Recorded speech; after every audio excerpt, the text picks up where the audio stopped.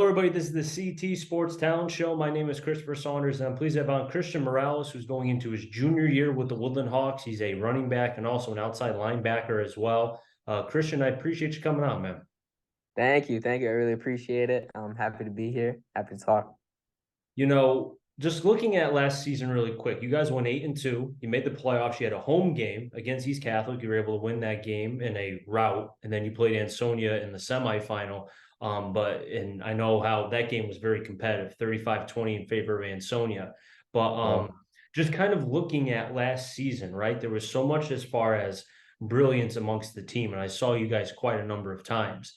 And I'm Mhm. sure when you faced Ansonia for that second time, I know the first time you played them, I think it was week 2. 42-7 was the score. I know you guys didn't forget that. So when you played Nope. them again, it was a little bit different.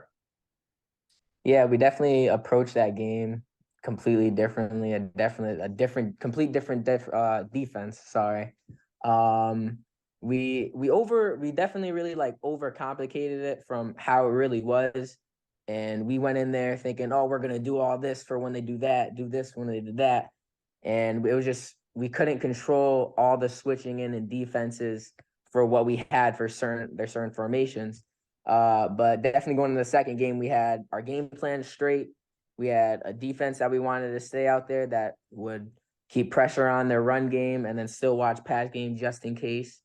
Um, we definitely approached that game a lot differently from our first one. We were a lot more calm, and I feel like we were a lot more ready for that one, and it definitely showed. Oh, So I mean, if you look at, and I know you don't have the scores in front of you, but you won your next 7 games. And if I recall, 47 nothing, 57 nothing, 49 nothing, 33-6, 46-16, 20-7. That's the Holy Cross game that I was talking with you about. You won 7 in a row after that loss to Ansonia. Not to say that it was good you guys lost, but in losing that game, I wonder if it kind of in some ways kind of brought things down to the basics again and allowed you guys to regroup, especially because it was so early in the season. we definitely took a couple steps back. Obviously we overran or overthought the game, and so we needed to go back to like you said, we had to go back to the basics and really just focus on the more like important things, and not all like the little things, but the more important important things that happen in certain plays that they had. So it definitely helped us like really just snap back in. Like we're not gonna win. It's not gonna be easy every single game. It's not gonna be 0 points scored for the other team. We knew we were gonna play some actual teams. We had Seymour, Nagy, Holy Cross. So it definitely put us in that mindset on it's not gonna be easy, really, at all. Take me into that mindset because you spoke about that. Because when I did that Holy Cross game, leading up to that, I had people telling me that, Holy Cross is bigger, they're stronger. Woodland, and I'm not saying this, but smaller, obviously, maybe not as strong. Holy Cross is going to throw them around like a rag doll. Well, I could tell you early on in the game, just by watching the warm-ups, it looked like you guys were a little bit more focused. And just early in the game, Holy Cross was making a whole lot of penalties. You guys played flawless. And I remember too, you guys went for it pretty early on in the game on 4 downs a few times. So you were showing Holy Cross, we're going to go for it. We're not afraid. Yeah, no, for sure. I mean, even like I at before game day, I had a couple of thoughts like these guys, they're big. They're gonna push us back, and they're not gonna make it easy for sure. They had a lot of players like Rowan. They had good a big linebacker. He's a big kid. So obviously, I definitely got put in that mindset where, I could definitely get hurt in this game. It's, scary, but you can't be scared out there. You can't show like that you're intimidated. And we went out there, and it was basically we balled out, ball like my coach says, Coach Leto, ballers are gonna ball when they need the ball. And we definitely did. We stuck it to them. We really did. Took them off guard. Holy Cross came in there, thinking it was gonna be easy, but that's what everybody was saying. So it put them in that mindset where it's like, we Hmm. got this in the bag. Like Woodland, they're not even they just got smacked by Ansonia. They're not gonna do nothing. And we definitely weren't in that mindset. this is it. We're straight 100%, just full on the grind, and we just balled out. And with all the energy that you used in that game, I know I had a couple people ask me, do you think that it could potentially affect the Naugatuck game, which everybody was talking about the following week? Now, mind you, nobody knew there was going to be a hurricane and 10 inches of rain was going to fall. But that was the one question that I had as far as was there going to be a little bit of a peak, a downhill effect because of so much energy against Holy Cross? For you, because you obviously played in the game, and I know the conditions were a big factor too. Was there a little bit of a letdown early on because of what happened the previous week with Holy Cross? It definitely we definitely had some winner's fever. Uh, we definitely felt kind of untouchable at that point once we won that game. I mean, everybody, like, everyone doubted us for Holy Cross. We we didn't blow them out, but we won by a good amount. Yep. And we're coming into this next game, Noggy, who had a really close game with Holy Cross. So we just killed these kids. We're gonna come in here and we got a chance. We got a really good chance. So we were definitely way overconfident. We definitely went in there thinking we were gonna do the same thing to Holy Cross, and we overthought it. Kind of like what we did at Ansonia. We overthought everything, and then it just started raining. One thing led to another, and it just didn't go our way. But I will tell you though, the season did go your way because you finished strong against Seymour. You win 31-7, and then you clinch a playoff spot for the first time since 2019, when I remember Belinsky and all those guys were in the playoffs.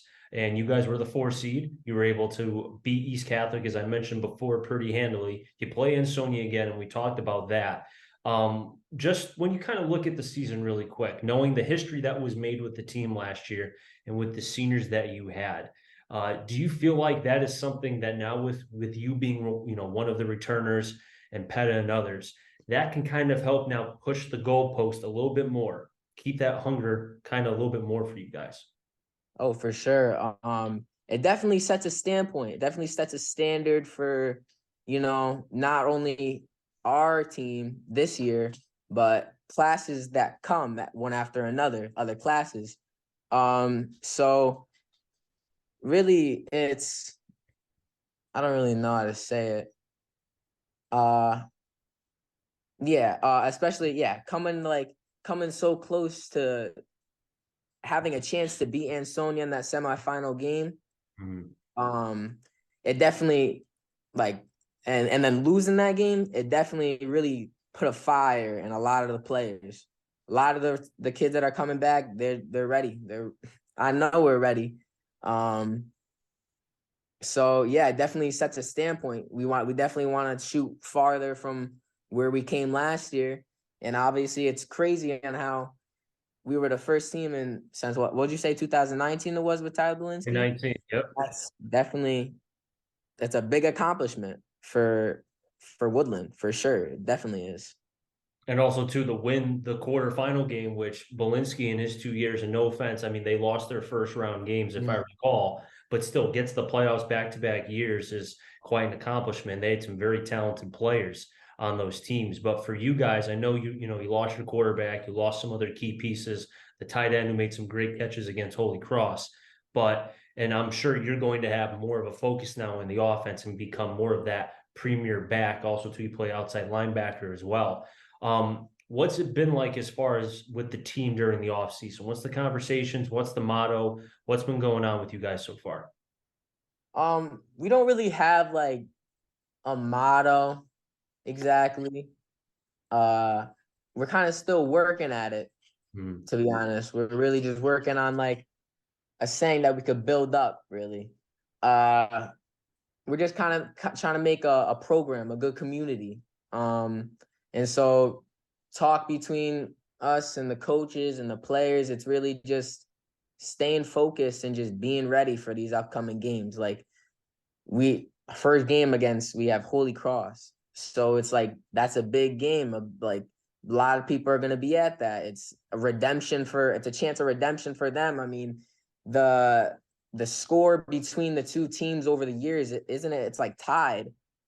And so definitely a big deal. And we just got to make sure our whole team is just in that mindset where it's like the season's getting closer and closer. We don't got a lot of time. So we got to stay locked in and we got to focus on what needs to be done. You know, I put that game as the first game as far as for us to be able to call. I'm just surprised it's so early in the season. I thought that game would be a little bit later, right? Yeah, I was kind of hoping it would be a bit later, because it gives both teams enough to like really build upon each other and really like, be comfortable with each other. So I wish it was later in the season, but it is what it is. We still got a couple of games later on the season that are going to be good. We got Noggy and then Sonya still, so Mhm. we're working through it. We're doing good. Now I gotta ask because I know with Leto, his big thing is the up-tempo offense, faster, faster, and fast. I mean, or the other way around. So is he trying to get you guys as far as within 3 seconds, 2 seconds? Because you guys were quick, especially if you were consistently on the ball. It was like very, it was fast. He's definitely, if anything, he's trying to get us faster than we were last year, especially because, we did lose some seniors that were a big part of our offense. So if you can't beat a team in strength, you could beat them in conditioning. You can beat them in, like just pushing it and really being able to play the next play after doing the play before 110%. Yeah. And that's going to be a big part of, how we play against these teams. It's going to be our tempo is everything. Tempo is everything in a football game. If your team doesn't have the tempo and the other team's in control of that game, you're not going to win that game. You know, So the one thing too that I really respect out of Leto is he's willing to change the formations on offense. Like he's not someone who's going to stick to just one. I remember the Holy Cross game. He showed hammer. He went spread. He would do. I think it was wing T. I could be wrong, but there were multiple formations that he showed, and he's done that now for a while during his time with Woodland. So as an offensive player, that's got to be pretty cool in a way because while you may not know the formation per play, you kind of have an idea like, okay, I know during this drive, which is hopefully 12 plus plays, that I could be a part of 9 different formations for all I know. oh, that's what Leto does best. He makes different formations, and he could take one. Coach Leto can take one formation, and he could make 50 other plays out of it, guaranteed. And that definitely made a big impact for other teams, especially not knowing what Coach what he's gonna come up with next. A different play, like his little like little add-ons he has on the plays. It completely switches the minds of the defense because it's tricking them. They don't know where we're going. So yeah, it is really exciting knowing we can go from spread to hammer offense because we can definitely pass the ball and we have a good run game. So it definitely enables a lot of other formations. So that's definitely an amazing thing for us. I remember when I was watching or broadcasting rather, the Woodland games and seeing your kind of running style. I mentioned on the air a number of times how you're a downhill runner. While you're not the tallest by any means, it doesn't take away the fact that you're low center of gravity. You can kind of wiggle your way through basically the hogs in a way, find that crease and go. I mean, do you kind of patent your game on being able to be on that lower center of gravity and just work your way because you've got strong legs. I've seen you carry kids. You're pushing them through. Yeah.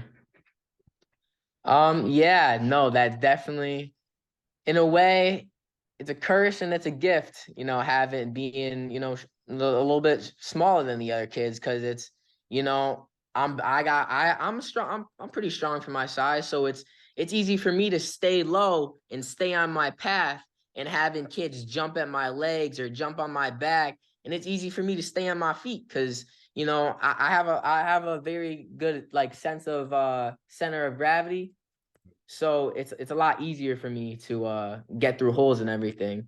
And so I am blessed to have that, and it definitely gives me an ability to get through defenses. And players on other teams say it all the time. Like I can hear them talking about me.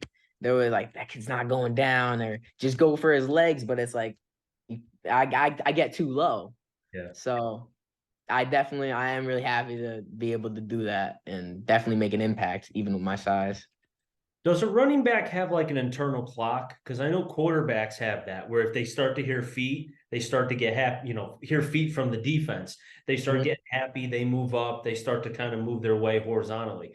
Does a running back have that kind of internal clock? Like, okay, Oh, if I don't see the hole in 2 seconds, I'm going. mhm. Or I trust my lineman enough. If they don't have a hole, I'm just gonna pause, wait a second, and then make my move. What says you?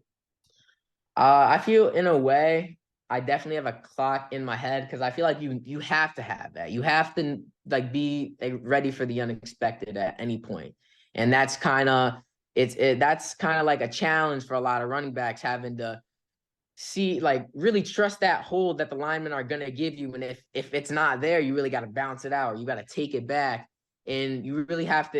It matters a lot with your feet. It matters a lot with your mind, and you really gotta like make sure you're making the right decision because one thing leads to another and you're on the ground. So uh I definitely say I run with a little clock in my head, always thinking about the unexpected. Anything could happen. Now, real quick, when you were playing against other teams last year, was there one running back that you were just like, how is this kid able to do X, Y, or Z? Was there any particular running back that you just were shell shocked when you watched him? Oh, I say for sure Marquise Campbell. Yeah, that's a good one. Obviously he's a big talk. I remember I definitely saw their playoff game when Tom Leegee went down. Yeah, Tom Leegee's was their one of their star, like probably their star player, obviously of Holy Cross. yeah, And then you got Marquise Campbell who comes out here being scoring what like 3, 4 touchdowns, having 400 over yards. 300, yeah, 300 something yards. It's insane on how one player could really make a difference in a game, and I've definitely kept that in the back of my head. Yep. So he's definitely showed a lot for I'm sure. surprised you didn't say Caden Martin. Caden Martin definitely is a He big had one. some, as Shannon Sharp says. I know he's not on Fox Sports anymore. He's got some wiggle to him. He just has that like I can't explain it. I don't know. I can't either. I don't know what it is, but he like no matter what, there's literally a play on that was on the news. Mhm. It was one on the news. Caden Martin's running on the outside, and I jump for his legs, and I think I have him, and he's just not there. He's Yep. gone. I completely missed him. And he's one of those players where if you're gonna hit him, you're gonna feel it too. Oh yeah. He's not just going down. He's gonna make a move on you or he's gonna try to lay you out. And so he's definitely, yeah, for sure. He's shifty, I can tell you that much. Now, Christian, I really appreciate you coming on. A lot of fun being able to talk with you. Personal goal for yourself. I mean, do you have any as far as what you expect? I know you mentioned how you talked about, Campbell, how much he can impact a game. You didn't forget that. That's in the back of your mind, right? That's in the computer bank, right? So, what are the kind of goals that you have for yourself this coming season? Definitely staying humble. Just being staying to myself and kind of focusing on what I need to focus on. Because if my mind's not in it, then my team's not going to be in it. Hmm. And especially like when me and Mason Match Future we're walking up to the field, and I'm just in my zone, and I just stay in my zone. I'm not speaking to anyone. I'm locked in. I'm locked in on my game. I'm focused on what I need to do, and I'm just making sure when I'm messing up, I'm not all over the place. I'm not throwing my hands everywhere. I gotta stay locked in, and that definitely makes an impact on the game for sure. Because you can't give up. That's how the game's played. You can't give up in football. The team with the more heart is the team that's gonna win, and that's the mindset I really try to have every game. Have you also thought too of the fact that a lot of the premier backs last year graduated? Cassetti's gone, Martin's gone, Diedelbaum is gone. Jet Hall is still with Naugatuck. He still, I think, has one more year left, if I recall. But just thinking of the top backs, Campbell, to my knowledge, is also back as well. So that some of the backs that were kind of the centerpieces are now have graduated. They moved on to college and so on. So do you kind of think about like, hey, I want to be that next wave. I want to be mentioned as I mentioned before, the other backs, and even before them, the Legis of the world. What says you? It definitely it creates a great opening, great opportunity for me to show my ability. Because last year I did show my ability. I had an article read about me too on the Torrington game. Not a big deal, but I was still out there, balling out. And like I'm not mad about it. Obviously, I was just a sophomore. I'm just getting into it. But when the little like first team and second team came out, I was kind of expecting at least a little second team. And so not getting called out for the second team did put me a little to shame. And so I definitely put that in the back of my head too. And that's really been helping me all off season, just grinding and making sure I get a chance. That's all I want. I just want a chance.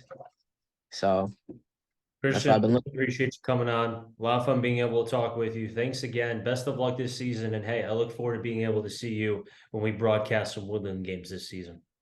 Thank you so much. I appreciate being here. No problem. Always. To wrap things up here at the CT Sports Talent Show. So until next time, stay safe. Remember, CT stands for Connecticut Talent. I'm going to find them all. Enjoy the rest of your day, everybody, and be well.